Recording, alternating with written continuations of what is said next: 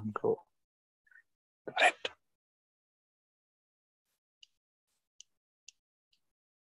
Kembali lagi di Persalang bersama saya Patrick dan wah, gimana? Sehat? Ngantuk aku. Sehat aku. Ngantuk. Sehat kau kan? Aku. Itu yang Sehat paling aku. penting. Yang paling penting dalam hidup itu adalah Sehat. kesehatan kita. Karena kesehatan itu mahal. Bagus banget. Sehat. Oke. Ya. Harusnya sih sehat ya. Semua fans United juga seharusnya akhir-akhir ini sehat-sehat aja. Walaupun kemarin sempat dibikin sport jantung sebentar. Tapi melihat hasil Manchester United selama beberapa pekan terakhir ini, seharusnya kita semua sehat walafiat. Sudah mulai songong lagi belum? Begitu. Gimana Bang? Nonton ya kau kemarin? Nonton ya kau pertandingan kemarin? Nonton lah. Mana pernah Pak nonton MU? Gila apa? Ngeri kali Bang. Yang lawan apa? Yang mana ini? Yang lawan Everton lah. Masa kita bahas nonton. Yang lawan Everton lah. Yang Manchester United kembali diselamatkan oleh VAR. Gimana menurut kau tuh Bang? Apa? Nggak fokus kan ini. Macam ngomong sama perempuan yang lagi nggak peduli. Gimana menurut kau pertandingan lawan Everton itu? Suara kau yang hilang. Aku yang hilang nggak atau kau? Aku nggak suka ghosting. Gimana menurut kau pertandingan? Baik-baik aja. Lawan Everton kemarin, Bang. Apa? Gimana menurut kau pertandingan lawan Everton kemarin? Bagus aja, menang. Bagus aja ya, Bang ya. Iya, bagi aku udah cukup aja tuh menang. Udah cukup aja, nggak perlu ada perkembangan lagi atau apa-apa ya? Enggak lah, udah bagus tim ini, bisa lah lawan City, Arsenal nanti juara bisa. Juara lah ini ya, musim ini ya. Mau ditambahin apa lagi, tim ini udah lengkap. Tim bagus, ya, nggak perlulah kita beli, bagus. Nggak perlulah kita loan ini ya, striker yang dari Besiktas itu ya, yang namanya pun susah kali nyebutnya.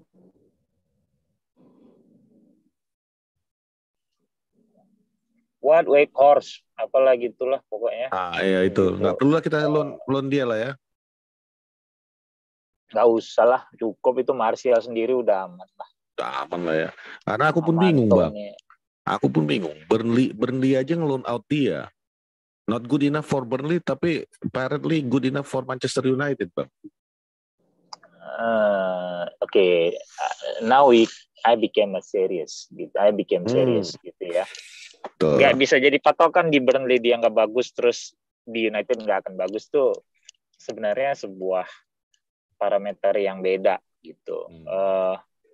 Dia adalah seorang striker yang bahkan jumlah golnya lebih banyak, total jumlah gol yang udah bikin selama karir profesional itu lebih banyak dibandingin seluruh Man United saat ini gitu loh. Bandingin sama Bruno, bandingin sama Rashford, misalnya sama siapapun gitu. Nah, di Burnley mungkin dia tidak cocok dengan skema permainan bisa jadi gitu, terus mungkin adaptasi juga gitu ya. Tapi lu lihat sekarang di Basic Stats dia udah bikin 8 apa 9 gol gitu dari 16 pertandingan kalau gue nggak salah, plus 5 assist gitu. Ya, 8 gol plus 5 assist kalau gue nggak salah. Gitu. Yeah. Dan mungkin Senol Gunes bisa memanfaatkan kelebihan atau apa yang dia miliki gitu. Nah, si United sendiri kan gue udah pernah bilang bahwa yang dibutuhkan adalah seorang striker bernomor 9 yang presence-nya di kotak penalti itu benar-benar bisa nggak cuma mengintimidasi lawan, tapi memang dekat ke gawang gitu. Martial is good, ya Martial is a good player, but he's not good enough lah gitu. Lu masih butuh upgrade dari Martial gitu. Tapi kalau saat ini lu nggak dapat upgrade dari Martial, paling nggak lu punya backup yang bisa memacu persaingan antara striker-striker yang ada gitu. Jadi dan gue kan udah pernah bilang di Persoalang bahwa ya gue akan senang. Kane tuh gue sangat senang karena ya itu tadi postur, terus apa ya, nggak gampang di tim. Ya bukan cuma mau track. Kalau Kane tuh gue lebih ngeliat sebagai orang yang memang punya kemampuan bikin 20 gol musim gitu, benar-benar dekat ke gawang, kualitasnya komplit kalau Kane gitu ya. Nah, White Horse walaupun belum tentu menjamin 20 gol, tapi secara taktik lu lihat sekarang United kan banyak main pakai crossing juga lagi. Ya, gitu. Lu butuh seseorang untuk penyelesaian di crossing-crossingan itu ya. At least presence-nya dia in the air itu bisa membantu United, either lu memanfaatkan crossing itu sendiri, maksudnya lu sundul, atau lu bisa mantulin bola itu ke gelandang-gelandang atau pemain lain yang ada di sekitar lu gitu. Kalau gue sih lebih ngeliat itu yang dibutuhin sama Ten Hag gitu. Karena berarti kan lu sekarang punya 2 striker dengan 2 tipe yang berbeda gitu. Martial yang mungkin apa ya, sebenarnya Martial di hari terbaiknya dia punya kecepatan, terus bisa dribbling gitu ya.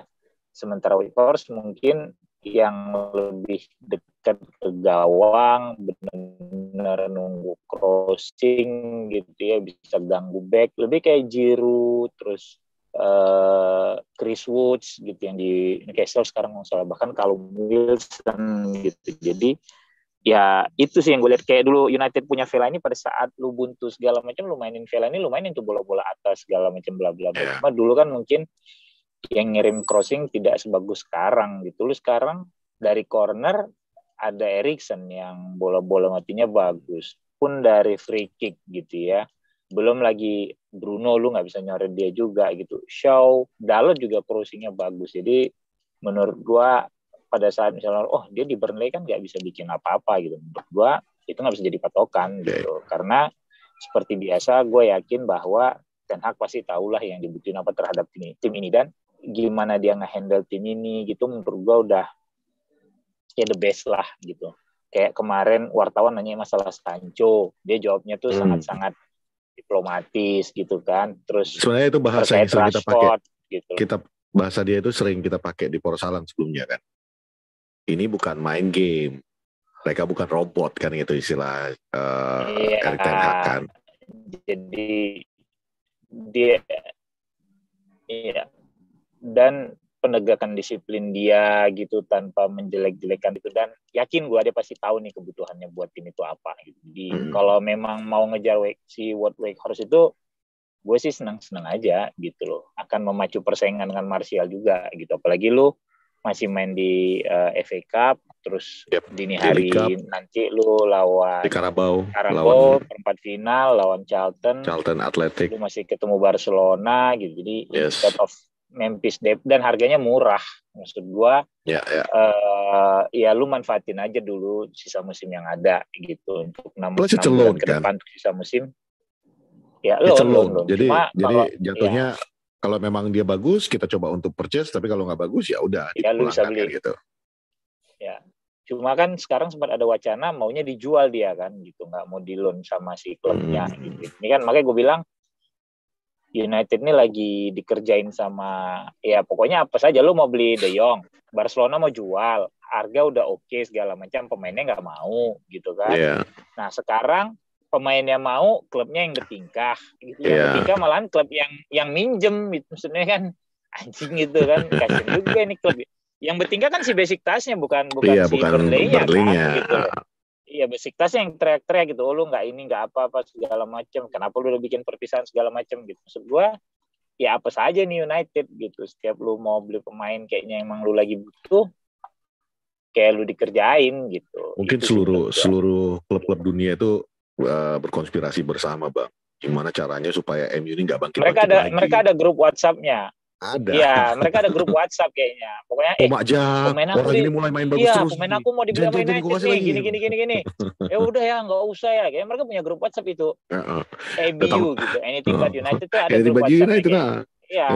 Itu di situ Pep sama ada grup WhatsApp-nya ini udah sibuk orang. Jangan kamu kasih pinjam lagi pemain itu. Itu udah misi pasarnya, jangan. Iya, biarin aja.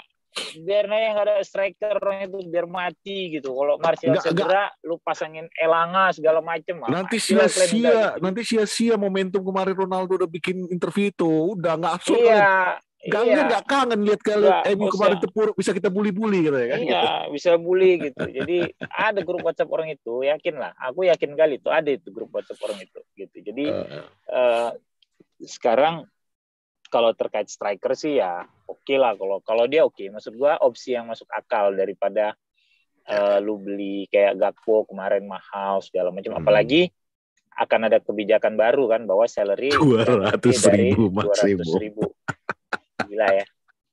Itu gue senang apa yang dilakukan Erik ten Hag. Dia disiplin, tegas. 200.000 itu net kan, bukan kotor net. kan? Ya, net. Jadi betul-betul gue gak peduli lu siapa, 200.000 itu semua sama supaya tidak ada jealousy di dressing room. Dia ingin menerapkan apa yang kekompakan yang pernah terjadi di Ajax di klub sebesar MU kan gitu. Dan gue senang apa yang di usahanya ini. Cuman gue takut ini jadi bumerang karena I understand lu pengennya kompak, gak ada lagi kecemburuan. Tapi lu bayangin yang tadinya udah ngerasain 250, 300, 400, tiba-tiba harus dipangkas. Nah, ini lain cerita ini, Pak. Ya itu, ya kalau aku sih gimana bilangnya ya, mau dibilang setuju, karir sepak bola itu kan pendek. Iya. Ya. Mereka kan harus nabung. Iya. Itu akan menjadi bumerang. Bisa jadi akan bisa menjadi bumerang gitu. Main jadi malas 200.000 udahlah mendingan gue kesini aja. Itu akan membuat posisi tawar lu sedikit di bawah. Kurang, betul. Atau misalnya lu sedang berkompet dengan klub kayak Chelsea, kayak City gitu kan, atau Madrid gitu yang berani gaji jor-joran gitu. Kalau sama Arsenal sama Liverpool mungkin oke lah karena gaji mereka juga nggak gede kan rata-rata kan gitu. Ini bisa menjadi suatu handicap menurut gua ya. Jadi kalau ditanya 200.000 terlalu kecil ya. Iya. Karena jauh banget. Dan Ten Hag juga harus ingat ini satu positionnya. Ajax mau beli siapa aja, klub itu belum tentu ngerjain. Mereka nggak ya Ajax kan gitu kan. Ajax gitu loh. Tapi ini MU, lu lihat aja, kita mau beli Sancho aja dibikin harganya sampai 2 tahun negosiasinya. Kita mau beli Maguire harus kita bayar 80. Maguire 80 yang dulu sempat di tahun 50. Dan ini yang terakhir ini kita mau loan aja, kayak kata kau, sampai klub yang minjem aja bertingkah kan gitu. Jadi jatuhnya, yang minjem loh, bukan Burnley-nya gitu yang bertingkah. Jadi jatuhnya kita itu udah disadvantage-nya, handicap kita itu udah nama Manchester United-nya itu sendiri satu. Brand lu udah terlalu besar yang membuat orang adanya duitnya nih udahlah kalian bayar kalau nggak usah. Dan ibaratnya kau udah ketahuan anak untuk apa gini, lu butuh kan untuk apa ngejar prestasi yang lu udah lama hilang. Jadi orang semakin ya udah kalau nggak mau ya udah kau cari yang lain gitu. Iya. Mau namanya pemainnya Mawa sekalipun apapun kayak kemarin kecuali mungkin yang kayak dilakukan siapa kemarin Sancho, Anthony kemarin yang sampai mangkir latihan, mungkin aja itu bisa terjadi. Lu dapetin cuma kan yang benar-benar mau main buat United misalnya. Buat United. Kan, gitu. Tapi kalau misalnya pemainnya ya kayak kemarin, ya gue kalau ke MU gue mau, tapi kalau ada klub lain yang juga nawarkan lebih baik, gue juga mau. Dan akhirnya dia ngelihat gaji ya akhirnya ya itu disadvantage-nya ya. Kalau platformnya pun cuma 200.000 ya. Aduh. Tapi satu sisi belum lagi pajaknya kita tinggi kalau di Premier League kan di Inggris. 200.000 itu kan net, jadi udah dipotong pajak dulu segala macam kan. Kalau nggak salah sih itu ya gitu. Sama. Tapi satu sisi kalau lu ngelihatnya bisa jadi kan gini, lu benar-benar akan mendapatkan pemain yang benar-benar mau main buat United. Yes, betul. Satu sisi gitu karena ya kalau misalnya lu pindah dari klub misalnya kayak Spanyol apa segala yang gaji nggak terlalu gede, 200.000 itu udah termasuk besar di Inggris kan gitu. Di Inggris kan termasuk yang gede menggaji pemain gitu loh. Satu sisi itu akan menjadi filter lu terhadap pemain gitu loh. Mana yang benar-benar mau main buat United gitu, bukan sekedar gold digger gitu loh.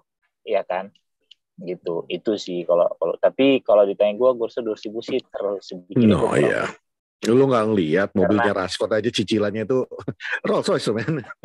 Jadi maksud gue Rolls Royce-nya dia kan juga 200.000 itu kan ya elah paling setahun beres kali itu Rolls Royce-nya dia gitu, belum bonus segala macem. Ya, rumahnya, makannya. 200.000 itu sepekan loh Pep.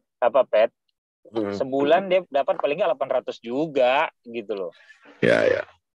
Anthony ini baru beli Lamborghini terus yang lucu kemarin baru keluar berita dia tabrakan rupanya malam tahun baru kan ada juga.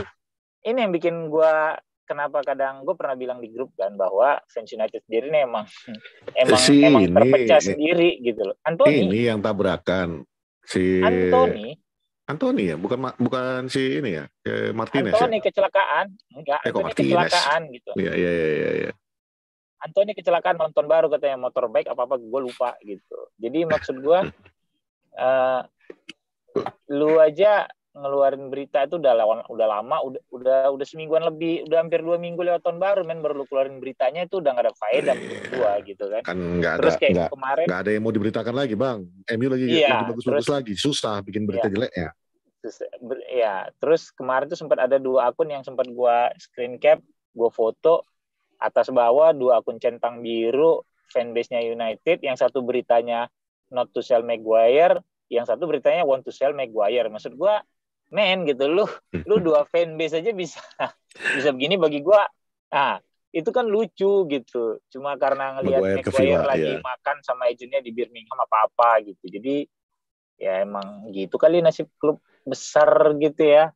Walaupun lu lagi nggak punya prestasi yang bisa dibanggakan, tapi ya tetap laku menjadi jualan gitu. So balik lagi ke kayak kata tadi, Wat, anything but United. Kita itu udah terlalu lama banyak yang membenci. Jadi begitu ada aja yang bisa diberitakan tentang MU untuk menjelekkan MU, ya dijelekkan. Sesimpel itu aja kok. Gitu. Iya gitu. Jadi kalau striker sih, kalau gue sih oke lah kalau Weghorst itu mau pindah gitu dengan deal yang oke. Kalau beli sih gue agak-agak serem juga ya, lu ngeluarin duit sekarang walaupun gak besar gitu kan, ya better loan lah gitu. Sama ya gaji. Kalau gaji gue 200.000 sih nggak setuju sih. Itu bisa jadi bumerang buat lo. Dan David De Gea akan menjadi pemain pertama ya yang diterapkan gaji itu ya. Karena dia mau, dan gue salut sih lihat De Gea, dia memilih untuk memperpanjang kontrak daripada diaktifasi plus 1 tahunnya. Ya. Itu menurut gue udah komitmen dari De Gea. Berarti emang dia cinta banget sama klub. I'm here to stay. Mungkin bukan cinta lagi, Bang. Mungkin udah satu kesel dengan kejadian kemarin timnas Spanyol. Ya namanya nggak dibawa, itu udah kesel. Gue ngapain lagi balik ke Spanyol? Tadinya kan dia pengen balik ke Atletico atau ke Real Madrid atau gimana Madrid, gitu. Nah, pokoknya balik ke Madrid lah. Dan jatuhnya udah gue digituin, mendingan gue stick di sini aja. Gue bisa jadi legend di sini, gue bisa bikin nama gue di sini, dan toh fans juga sayang sama gue di sini. So let's finish my career here. Cuman ya tiba-tiba mungkin kena tampar itu, platform 200.000. Iya 200.000 gitu loh. Jadi agak, dan jauh loh, dia tuh 375 gue kalau nggak salah. Iya, turun 175 ya potongan. Makanya hampir 2 kali lipat loh itu turunnya. Hampir setengahnya lah istilahnya. Iya, hampir setengahnya turunnya gitu.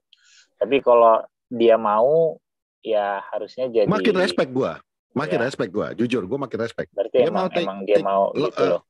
Kalau dia mau take salary cut, I respect him, karena berarti lu bener-bener ada di klub ini untuk menyelesaikan karir lu di sini gitu. That's a good thing. Dan pembelian kita untuk which is gue nggak tahu ya kapan terakhir kali gue di zaman Premier League gue dengar pemain yang on loan ditarik balik klubnya di tengah-tengah perjalanan itu, gue baru inilah. Dan ditambah lagi kalau kita ngambil striker ini juga kan di tengah-tengah on loan dia. Jadi lagi loan diambil sama klub lain untuk loan. Kalau yang kemarin Dubravka kita lagi loan di tengah-tengah ditarik. Baru ini gue dengar. Jadi kalau loan ditarik mas sering, United juga sering dulu. Beckham juga di loan terus dipanggil pas belum selesai juga gitu. Oh iya, yang dari Preston ya, yang dari Preston ya, betul. Iya Pak. Kalau misalnya lagi betul. Sama siapa anaknya pas waktu anaknya Fergie, Darren Ferguson lagi ngelatih di mana gitu, gue lupa. Terus kena pecat tuh anaknya gara-gara performa klubnya hancur. Begitu dipecat, semua pemain MU yang lagi di loan di sana ditarik balik. Iya, jadi maksud gue kalau lagi di loan terus kemudian ditarik balik sih jamak gitu loh, enggak. Iya. Gue baru teringat yang baru gitu loh. United juga berapa kali gitu seingat gue gitu. Pengganti Dubravka adalah siapa namanya? Gue cuma ingat Jack Butland itu kiper bagus loh, Pet. Kalau komen FM tuh bagus banget ya di FM. Bagus Jack Butland itu di FM gitu, dan pokoknya kiper bagus lah gitu. Cuma kan ya realita FM sama sepak bola sebenarnya kan beda gitu loh. Nah, benar-benar zaman di Stoke dan pernah dipanggil timnas kan dia. Pernah. Gitu. Iya, Jack Butland sih menurut gua dia Nick Pope tuh kiper bagus, cuma memang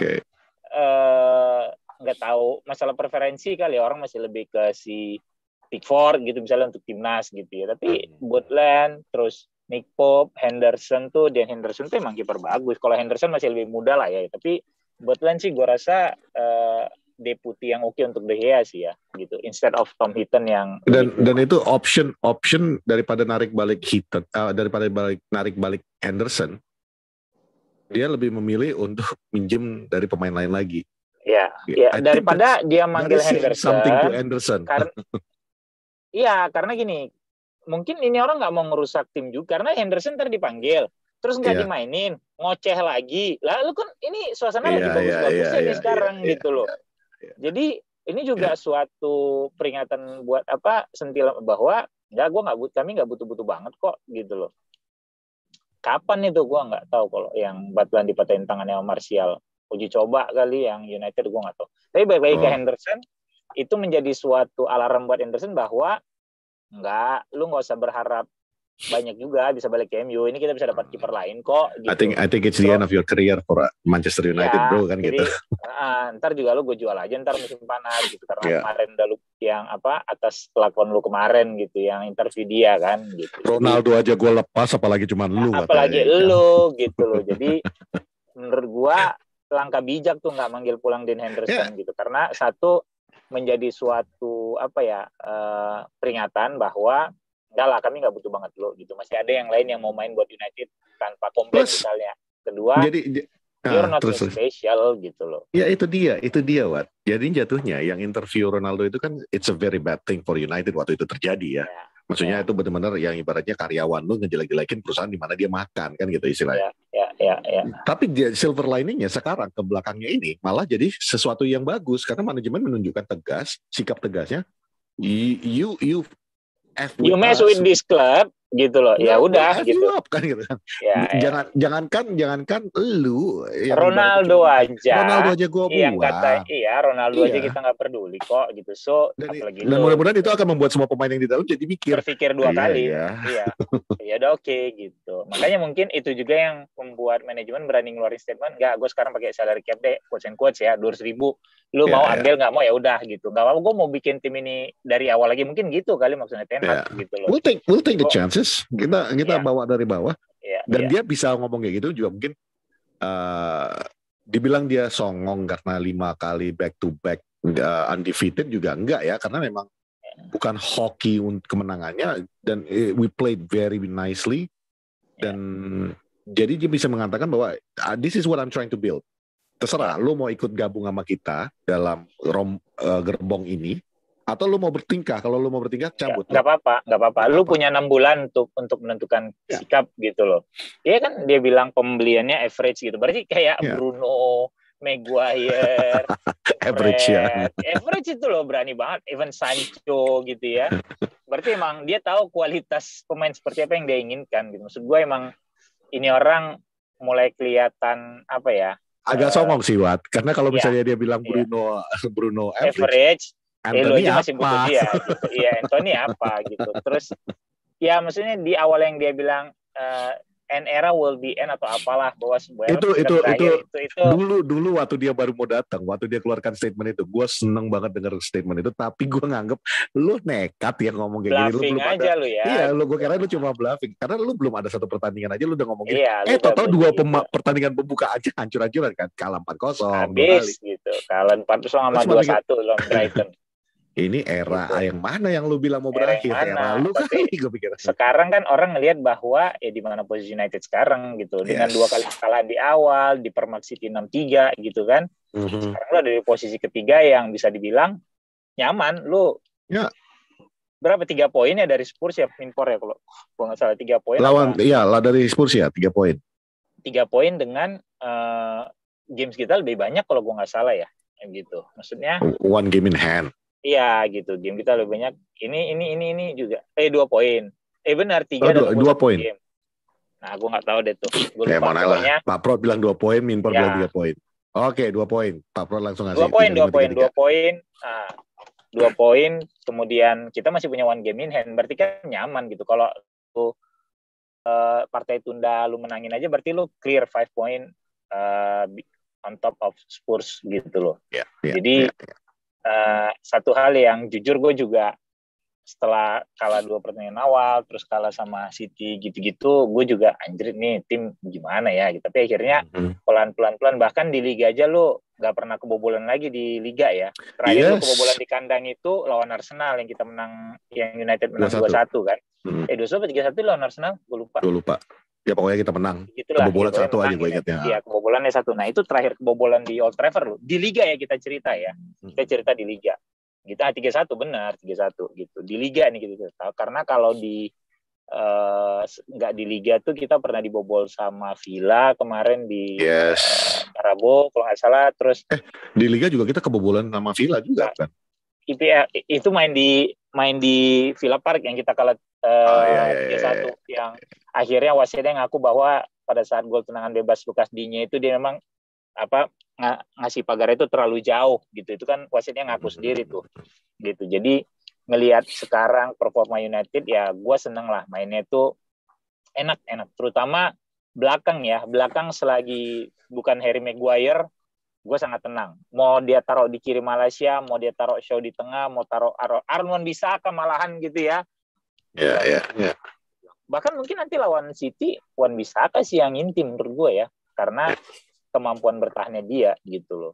Cuma yang masih menjadi apa? Ya karena lu tadi udah ngomongin tentang Maguire, siapapun di belakang kemarin, itu yang bikin jantungan sebenarnya. Karena kita belum review pertandingan kemarin juga nih Bang. Kasihkan kita ngomong yang lain. Ketika lawan Everton itu yang membuat gue satu-satunya saat gue jantungan nonton MU kemarin adalah ketika masuknya itu barengan. Fred masuk, Maguire masuk, satu lagi siapa kemarin? McTominay masuk. Jadi gue mikir, oh my God, ini dia ini comebacknya ini Everton. Cuman ya that's the thing about Erik ten Hag dengan polanya yang sekarang ini. They play as a unit sekarang. Itu yang gue seneng banget. They play as a unit, they play for each other. Mereka tutup gapnya itu cepat. Dan mungkin faktor Casemiro kali ya.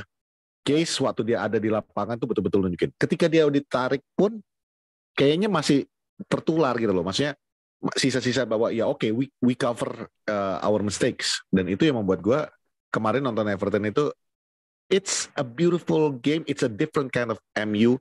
Walaupun sempat ya yang waktu DCL bikin gol gue sempat oh no. Dan gue harus akuin itu counter attack-nya Everton bagus banget. Sayang banget offside. Walaupun di ujung jempol doang itu kayaknya offside-nya. Again, itu salah satu counter attack yang the best counter attack movement yang gue lihat dari Everton pada pertandingan itu. Overall, the team played well in the second half dan di 5 menit pertama. Sisanya, passing-passingan gak jelas, miss passing semuanya, gak pernah nyampe, bahkan Case juga bikin kesalahan berulang kali. I don't understand what happened di pertandingan itu Bang. Kenapa 5 menit pertama kayaknya kita begitu gencar, tapi tiba-tiba hilang aja. Your comment? Kalau gue rasa sih enggak ya gitu. Maksudnya gue sampai lupa itu pertandingan gitu karena udah kelamaan kali gitu ya. Tapi gue rasa masih oke lah kemarin mainnya gitu. Masih sesuai dengan yang Ten Hag mau menurut gue ya gitu. Masih control the game gitu ya. Bahkan ada beberapa peluang yang save-nya Pickford tuh bagus gitu kan. Kemarin dia Varane, Luke Shaw, iya benar. Jadi kalau kemarin gue lihat yang lawan Everton sih nggak ada yang salah gitu, nggak ada yang salah. Gue masih oke aja nonton match itu, gue masih oke aja lah gitu. Kita cukup dominan. Everton cuma 2 kali shot on target, nggak ada jantungannya. Gue bilang gitu loh. Sama sekali nggak ada jantungannya. Cuma 2 kali kok shot on targetnya Everton. Waktu Maguire masuk barengan dengan itu nggak jantungan. Sikit aja gitu. Justru yang bikin gue gedek first touch-nya Maguire tuh ya ngasih bola ke lawan pas nyampe di pemain Everton. Cuma gue ngerasa tim ini lagi di kepercayaan diri yang tinggi karena once lu punya itu, lu akan bermain dengan lebih nyaman gitu. Fred sendiri dikasih tugas yang beda, benar-benar lu nggak perlu terlalu bertahan gitu ya. Lu dia main lebih luas ya box to box, lebih leluasa gitu. Jadi kalau lu tanya kemarin sih gue nggak terlalu khawatir lah bahwa sama mainnya United saat itu gitu. Bahkan pada saat si Casemiro diganti sama Fred, ya udah gitu, emang dia tahu kok ini akan main seperti apa timnya, dia pede gitu loh. Gitu. Itu sih Casemiro diganti sama Rashford bikin gol lagi. Enggak, Casemiro diganti Eriksen Fred. yang diganti sama Fred. Eriksen tuh di Maguire. Oh iya itu ganti Anthony udah menit 84 berdua. Iya betul. Casemiro duluan diganti, yang masuk barengan itu Casemiro sama Garnacho. Iya.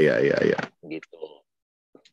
Gue salutin satu lagi adalah konsistensi daripada Marcus Rashford. Ini udah gol keberapa dia? 5 ya? What was it? 4 pertandingan terakhir. Di 5 pertandingan terakhir 5 gol kan? 4 ya? 4. Dan kemarin pun walaupun itu dia ngambilnya dari penalti, tapi the way he took that penalty, kayak nggak ada doubt in my mind sama sekali bahwa itu nggak akan gol. Dia betul-betul tenang banget, memilih. Dan gue yang senangnya selama pertandingan lawan Everton itu, mereka kan memang satu timnas nih di Inggris.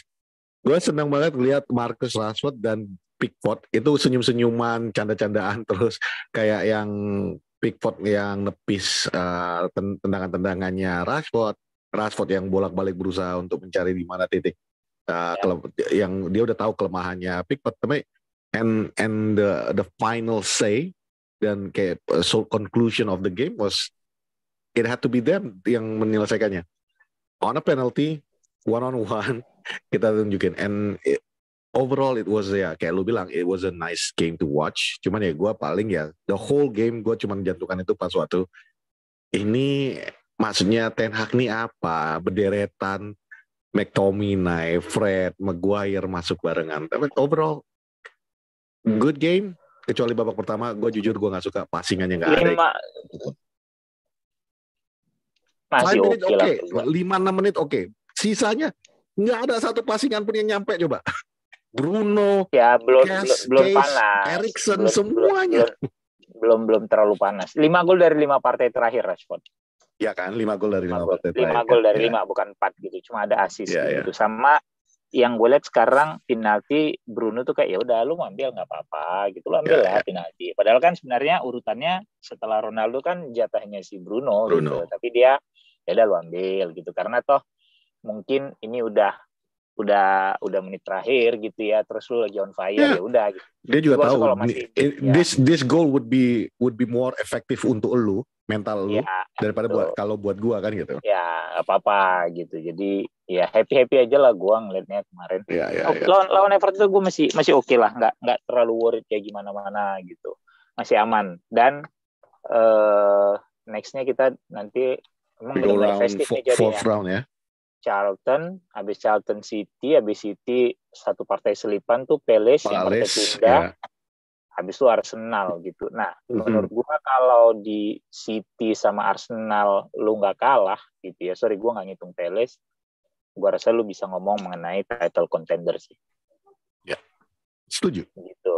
Kalau nggak kalah ya, kalau nggak kalah, lebih lagi kalau lu bisa ngambil semua 6 poin di 2 pertandingan itu. Ya.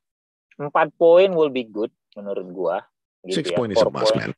Ya, 6 poin is a must menurut lu. Cuma ini City yang punya monster gitu ya. Bukan berarti gua bukan berarti gua naruh kekuatannya di bawah. Cuma maksudnya Haaland. Ya sama, ya ini ada Haaland gitu. Lu perlu kerja ekstra keras dan perlu benar waspada. Dan Arsenal jujur yang lagi bagus-bagusnya, apalagi akan main di Emirates gitu ya. So, bagi gua kalau lu bisa dapat 4 poin itu will be good. Karena secara mental berarti lu tidak menjadi tim yang lu bukan tim yang jadi bahan bulian lawan-lawan lu lagi sekarang gitu. Itu kan menunjukkan bahwa lu punya posisi lebih steady lah sekarang gitu. And the advantage is beda waktu kita datang ke City itu kita 6-3 itu di mana? Di City ya? Di City ya. Waktu kita datang ke Etihad itu dengan kondisi kita baru dibantai 2 kali berturut kalah. Enggak dong. Ya, enggak dong. Yang musim ini kan kita baru kalah kan. Performa kita juga belum stabil ketika datang ke sana. Ronaldo juga lagi bikin masalah. Oh iya. Kan? Jadi beda mentalitas yang ketika mereka datang menghadapi lu besok. Ini mentalitasnya lagi berbeda nih. Lu lagi dengan kondisi mental yang bagus, percaya diri lagi naik semuanya. It should be a good game. Nah, yang bumerangnya yang kita takutin adalah kalau City bisa take advantage of it, kondisi mereka bisa mematikan mental itu. That's what I'm worried about. Itu yang gue takut pemain-pemain ini. Oke, lawan tim-tim yang drop lagi. Tengah bawah kita bisa menang. Begitu kita ketemu sama yang betul-betul where it matters, tahu-tahu kalah. Nah, itu yang bisa menjadi betul-betul jadi ujian yang kayak di episode yang lalu kita bilang ini benar-benar jadi ujiannya lawan City dan lawan Arsenal besok kan gitu. Arsenal. Ya, itu menurut gue. Lawan Charlton sih nggak tahu. Butland udah bisa dimainin belum ya? Dia baru medical kemarin kayaknya belum sih. Kalau secara profesional, kalau secara urutan profesionalismnya, urutan kerjaannya, ya lu kan juga udah sistemnya tahu.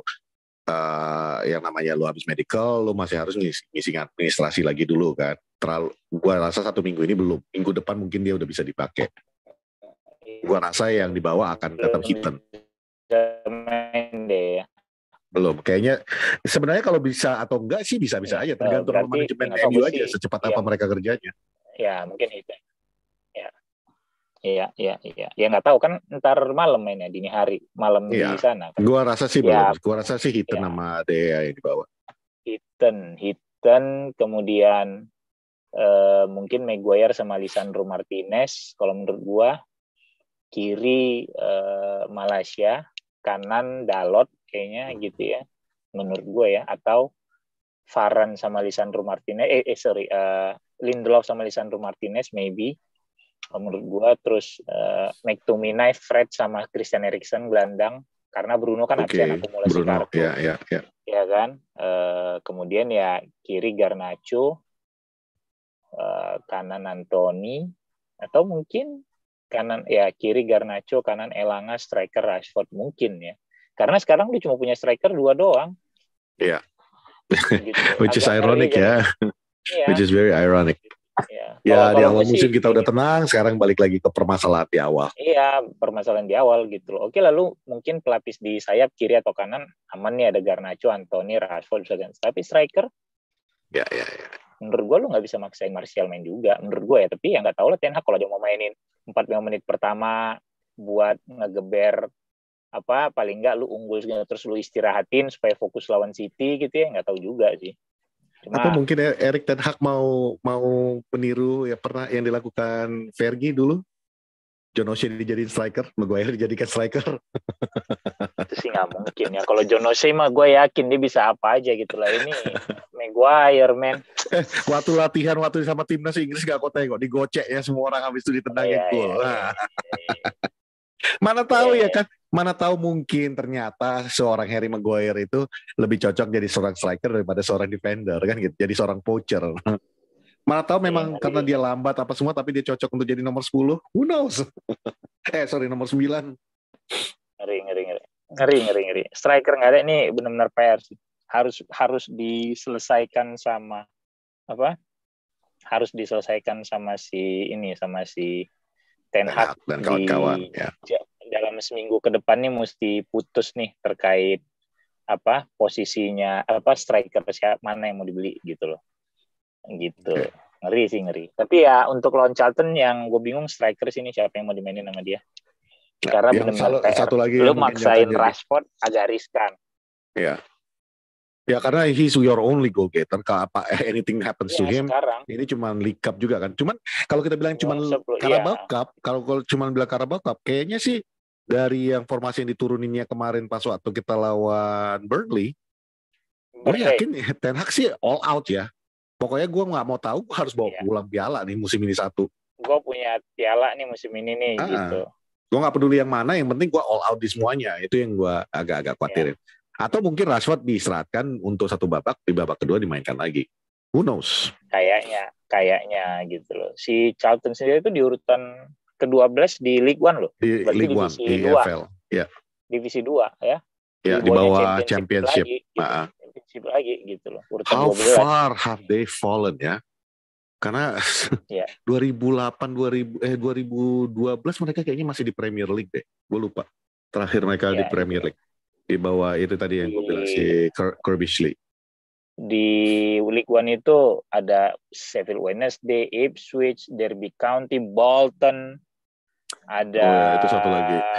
Portsmouth, tim-tim yang itu juga dulu satu lagi kayaknya yang sering dulunya banget tuh kita lihat di Premier League gitu ya. Kan sampai ke final FA Cup melawan Liverpool dulu loh. gitu loh maksud gua. Terus tapi kalau kita ngomong kayak gitu, Nottingham Forest juga juara Champions League, man. 2 kali. Gitu. Mereka lebih banyak Champions League-nya daripada Manchester City. Daripada Arsenal gitu. Maksud gua termasuk tim tradisional juga ini gitu. Cuma nyungsep ya semoga lah ya, karena butuh kemenangan untuk menaikkan mental. Jadi lu lebih siap melawan City itu sih menurut gua. Itu gitu. Kalau gue nggak tahu, Min, itu lawan Barcelona kita sebelum atau setelah lawan Arsenal? Setelah ya.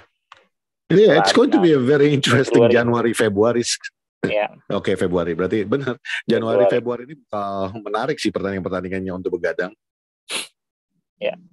Setelah lawan Reading, Palace, baru Leeds, Barcelona tuh masih 17 Februari jauh. Setelah Leeds. Jangan lupa kita jauh. Juga ada rivalitas dengan mereka. Itu juga it's not gonna be an easy walk in the park. Ya, dan sebenarnya yang partai tunda lawan Palace itu kenapa kita juga sebel karena itu kita away. Yes. Jadi setelah lawan City lo away ke London, terus away lagi ke London lawan Arsenal gitu. Itu agak-agak PR juga sih itu. Ya semoga sebelum lawan Palace sih gue berharap udah dapat striker baru. Kalau gue harapannya ya. Gitu. Mungkin Premier League niru gaya Liga Indonesia, Bang. Lu away ke London. Enggak, bukan. Lu sekalian. Ya. Supaya murah kos lo. Iya, gitu. Makanya kayak dulu kan Persema kalau kita mau lawan PSMS kan udah tur Sumatera, langsung ketemu sama Aceh, ketemu sama Padang, sama Sumatera, Medan kan gitu. Akan lebih hemat ongkos lo jadinya. Tapi enggak kayak gitu juga kali ya Premier League. Ya. Boleh. Ya udah itu aja. Ya. Yep. Tadi kata Pak Prot, Cok, kau bahas sedikit soal timnas katanya. Aduh. Waduh. Udah nggak mood bahas timnas. Maksudnya, ya mesti diakui emang STY kalah kelas sama si Park Hang-seo. Kalah kelas lah dia. Dia strateginya nggak jalan atau memang tidak bisa diimplementasikan dengan baik. Pada saat dia memainkan Jakob Sayuri sebagai gelandang sebagai gelandang gitu ya agak ngeri gua karena sebenarnya lu punya Sarian Abimanyu yang bisa lu mainin di situ atau Rikam Buaya dari awal gitu ya tapi lu justru memilih mainkan Jakob Sayuri tapi kan lagi yang lebih ngerti posisi kondisi tim itu kan pelatih ya mungkin dia berharap dengan kecepatan Jakob Sayuri pada saat Vietnam ngepres segala macam lu dapat bola lu bisa melakukan counter attack gitu loh. Tapi ternyata nggak bisa gitu. Indonesia tuh nggak punya shot on target sama sekali loh kemarin. Yang mana itu menjadi satu hal yang menyedihkan buat gua gitu.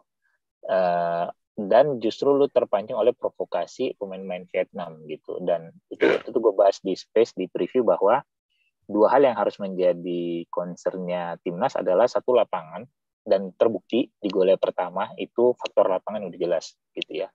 Bola mantulnya itu ke belakang itu cuma diakibatkan kalau lapangannya jelek aja. Karena kalau lapangannya bagus pasti mantulnya ke depan tuh rata-rata gitu. Tidak akan membal-balik gitu atau yang nggak beraturan gitu mentalnya. Sama intimidasi atau provokasi main Vietnam plus supporternya. Dan kejadian kemarin. Masalah main Vietnam nomor 5 Don Van Hao itu main jorok segala macam. Sah-sah aja kok. Ada wasit, tinggal lu terprovokasi gitu. Atau tidak kan iya, gitu.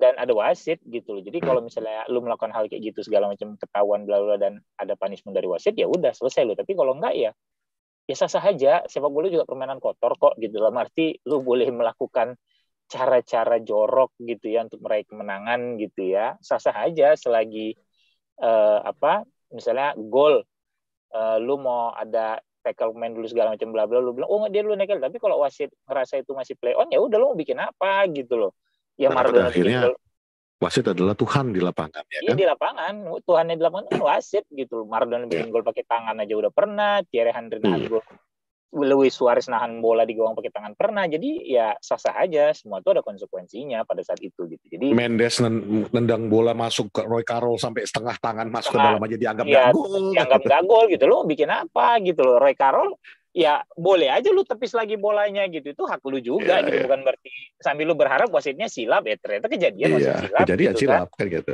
kejadian. Jadi ya sah-sah aja lah gitu. Walaupun akhirnya orang ngecap, oh lu curang ini, ya udah selesai, lu cuma dicap curang, tapi akhirnya hasil yang ditulis gitu loh. Dan kalau memang kata kau boleh main kotor, Bang, dan masalah lapangan dan boleh main kotor, ini dua kalimat kau gabungkan jadi satu. Timnas Indonesia seharusnya belajar. Besok mainkan di Stadion Mini Bogor. Nah, itu kalau pas hujan, bola berhenti.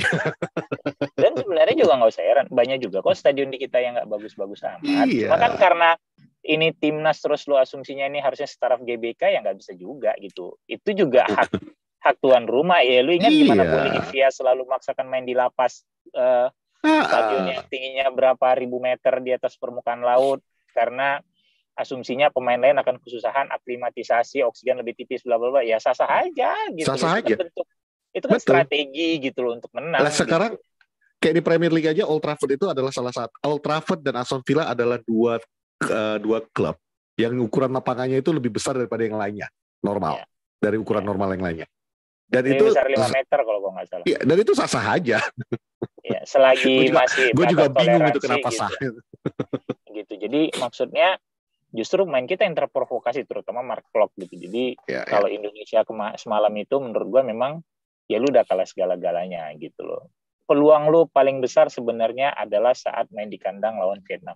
Itu yang harusnya bisa lu ambil advantage. Lu harusnya bisa menang di situ. Tapi ternyata lu nggak bisa menang di situ, dan gue bilang juga bahwa hasil seri 0-0 itu menjadi sebuah kemenangan moral bagi Vietnam gitu ya, karena mereka bisa dengan songong menatap leg kedua, gawang mereka nggak kebobolan lagi. Ini tim sekarang berarti udah 1, 2, 3, 4, 5, 6 pertandingan nggak kebobolan.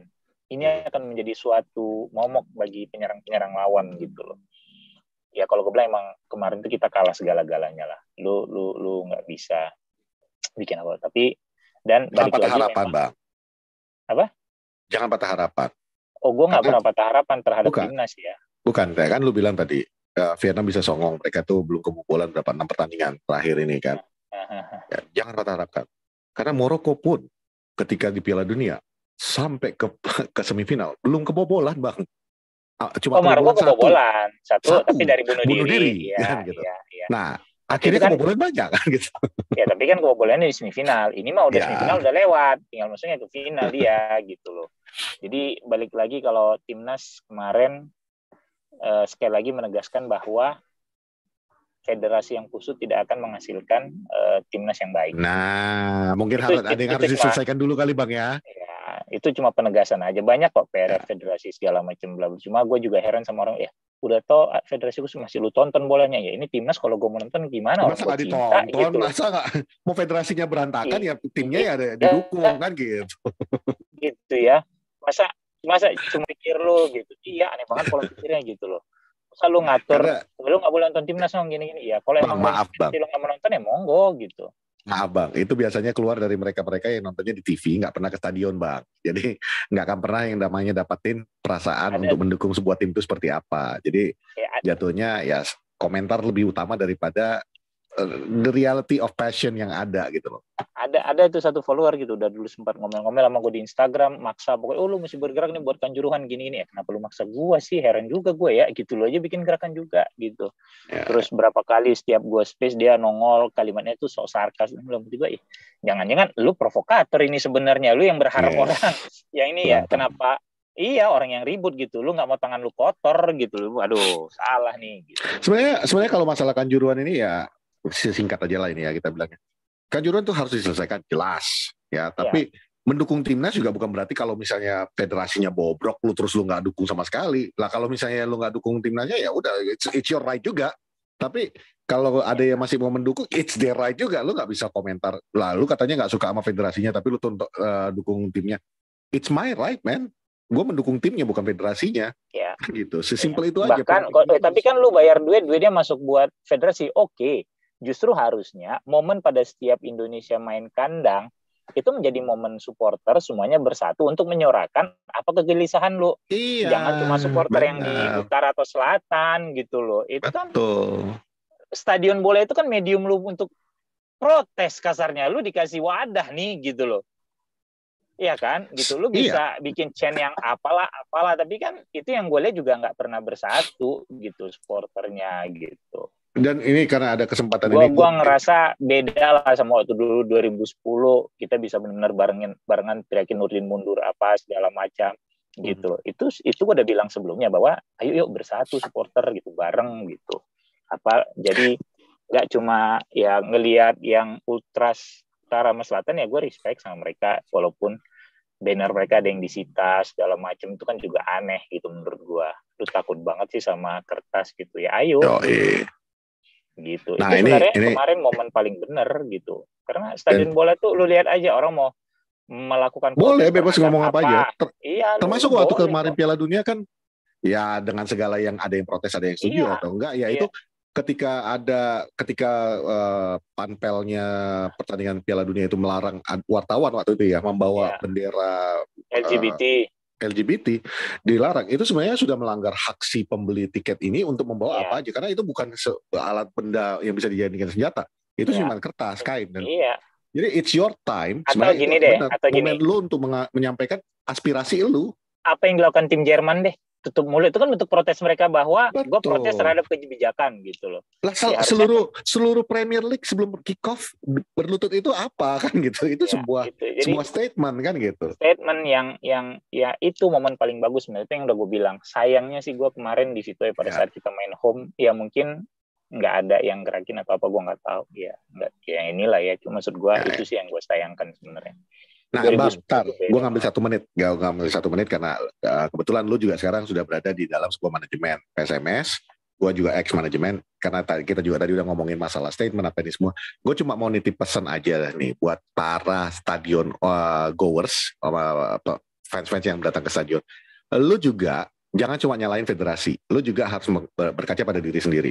Ketika lu datang nonton pertandingan, lu datang ke Stadion Teladan nonton PSMS, bayarlah tiket. Janganlah manjat. Demikian juga ketika lu di dalam, nggak usah ada lagi lah yang pakai flare-flare. Karena yang lu rugikan adalah klub yang lu kata lu dukung. Ketika lu masuknya nggak bayar, lu nggak memasukkan omset untuk tuh klub. Ketika lu bakar flare, federasi nggak peduli. Itu ada di hukum, ada di peraturan. Ketika ada flare muncul, mau namanya lu dalam bentuk protes atau apa, yang bayar itu bukan lu kan. Yang bayar itu adalah klub yang lu katanya dukung. Jadi mendukung klub itu berdukunglah dengan sehat.